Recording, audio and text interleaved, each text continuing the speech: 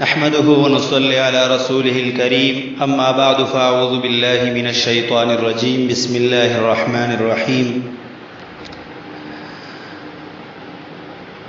دا د قربانۍ باره کې یو سوال دی چې قرباني په چا باندې واجب ده، کم سړی به قرباني کوي؟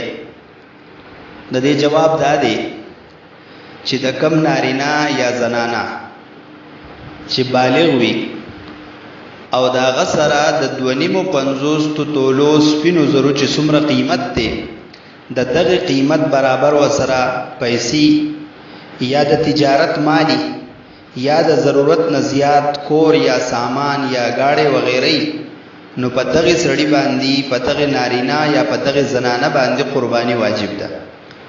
د 2.50 تولو سپینو زرو چې نن سبا کم قیمت چلیږي هغه به معلوم کی، د زرګر نه به معلوم کی او دا غي نه پس به وګوري که دومره قیمت دومره مقدار د دې نارینه یا زنانه سره جوړیږي نو په دې باندې قرباني لازم ده.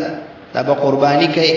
لکه مثلا نن سبا د سپینو زرو چې کم قیمت دی هغه تقریبا 800 روپۍ توله ده، نو په دغه حساب سره تقریبا 15 یا 16 روپۍ جوړیږي.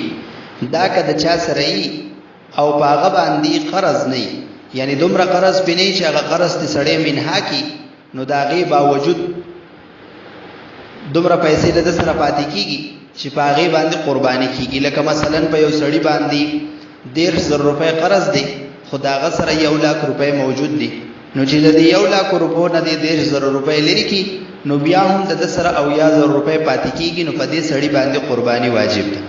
البته که یو سړی داسې دی چې داغه سره 50,000 روپۍ خوشتا خو پاغه باندې 1.5 روپۍ قرض هم دی، کله چې دا قرض منها کی دا تی لري کی، نو داغه سره دومره پیسې نه پاتې کیږي په څومره پیسو باندې چې قرباني واجب ده، نو هغه سړی باندې بیا قرباني نشته.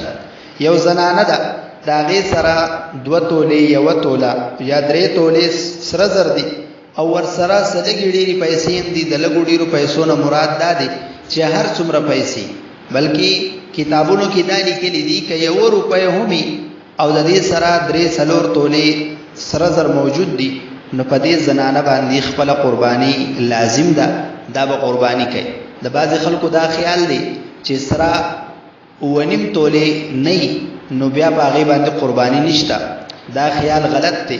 دا په هغه صورت کې دی چې د سړی سره صرف سره زری، نور وسره هیڅ نه، نور وسره بالکل نه نغدي پیسې، نو سره د ضرورت نه زیات بل څه شی موجودي، بلکې صرف داغه سره 2 تولې یا 6 تولې سره زر دي، نو په هغه باندې بیا قرباني نشته. دا غي د پاره بیا دا شرط دی چې 1.5 تولې سره زر د سره نو بیا په قرباني لازم ده. خو چې داسې صورت دي چې سره زر وسره موجود دي او دا غي سره وسره لګي پیسې هم موجود دي، نو بیا په د زنانه باندې یا کدا څوک نارینه دي نو په هغه باندې قرباني کول لازم دي. دی به قرباني کوي، او که قرباني نه کوي داغه د پاره بیا ډېر سخت وعیدونه راغلي دي. نو د قربانۍ باره کې د دې خبرې خیال ساتل پکار دي. دغه شان کې یو سړی په یو کور کې اوسېږي او داغه سره یو اضافي کور دی چې هغه په کرایه باندې ورکړی دی، نو په دې سړی باندې قرباني واجب ده.